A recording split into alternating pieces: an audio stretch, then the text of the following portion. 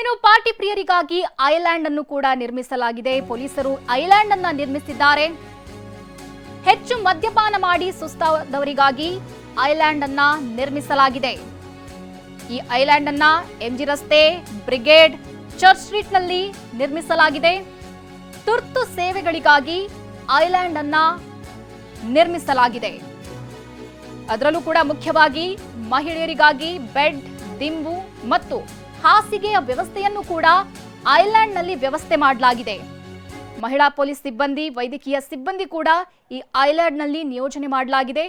ಇದು ರಾತ್ರಿ ಮದ್ಯಪ್ರಿಯರಿಗೆ ಸ್ವಲ್ಪ ಹೆಚ್ಚಾಗಿ ನಶೆ ಏರಿಸಿಕೊಂಡಿರ್ತಾರೆ. ಈ ನಿಟ್ಟಿನಲ್ಲಿ ತುರ್ತು ಚಿಕಿತ್ಸೆ ಏನಾದರೂ ಬೇಕಾದರೆ ಅಥವಾ ಹೆಚ್ಚು ಮದ್ಯಪಾನ ಮಾಡಿ ಸುಸ್ತಾದವರಿಗಾಗಿ ಈ ಐಲ್ಯಾಂಡ್ ಅನ್ನ ನಿರ್ಮಿಸಿರುವಂಥದ್ದು. ಎಂಜಿ ರಸ್ತೆ, ಬ್ರಿಗೇಡ್, ಚರ್ಚ್ ಸ್ಟ್ರೀಟ್ನಲ್ಲಿ ಈ ಐಲ್ಯಾಂಡ್ ಅನ್ನ ನಿರ್ಮಿಸಲಾಗಿದೆ.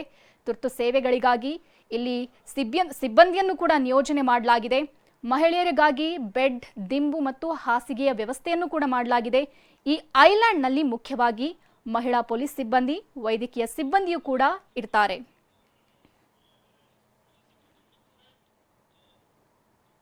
ಬೆಂಗಳೂರಿನಲ್ಲಿ ಹೆಜ್ಜೆ ಹೆಜ್ಜೆಗೂ ಪೊಲೀಸ್ ಬಂದೋಬಸ್ತ್ ಕೈಗೊಳ್ಳಲಾಗಿದೆ. ಭದ್ರತೆಗೆ 2 ಹೆಚ್ಚುವರಿ ಪೊಲೀಸ್ ಆಯುಕ್ತರನ್ನ ನಿಯೋಜನೆ ಮಾಡಲಾಗಿದೆ.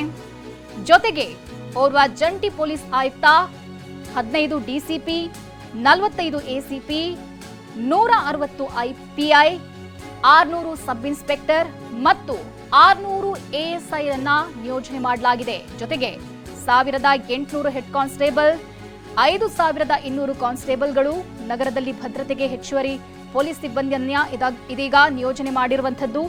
ಬೆಂಗಳೂರು ನಗರ ಪೊಲೀಸ್ ಆಯುಕ್ತ ದಯಾನಂದ್ ಈ ಬಗ್ಗೆ ಮಾಹಿತಿ ನೀಡಿದ್ದಾರೆ. ಹೊಸ ವರ್ಷದ ಹಿನ್ನೆಲೆಯಲ್ಲಿ ಹೆಚ್ಚಿನ ಸಂಖ್ಯೆಯಲ್ಲಿ ಹೆಜ್ಜೆ ಹೆಜ್ಜೆಗೂ ಕೂಡ ಖಾಕಿ ಕಣ್ಗಾವಲು ಇರುತ್ತೆ. ಅದರಲ್ಲೂ ಕೂಡ ಭದ್ರತೆಗೆ 2 ಹೆಚ್ಚುವರಿ ಪೊಲೀಸ್ ಆಯುಕ್ತರು, ಓರ್ವ ಜಂಟಿ ಪೊಲೀಸ್ ಆಯುಕ್ತ, 15 DCP, 45 ACP, 160 PI, 600 sub inspector ಮತ್ತು 600 ಎಎಸ್ಐ, 1800 ಹೆಡ್ ಕಾನ್ಸ್ಟೇಬಲ್, 5200 ಕಾನ್ಸ್ಟೇಬಲ್ಗಳು ನಗರದಲ್ಲಿ ಭದ್ರತೆಯನ್ನ ಒದಗಿಸಲಿದ್ದಾರೆ.